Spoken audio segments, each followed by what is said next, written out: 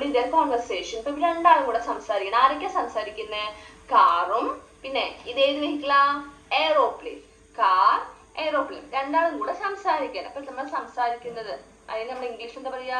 രണ്ടാൾക്കാർ തമ്മിൽ സംസാരിക്കണമെങ്കിൽ ഇംഗ്ലീഷിൽ പറയുന്നത് കോൺവെർസേഷൻ എന്ന് പറയും. മലയാളത്തിൽ നമ്മൾ സംഭാഷണം എന്ന് പറയുന്നത് ഇംഗ്ലീഷിൽ കോൺവെർസേഷൻ എന്നാണ് പറയുക.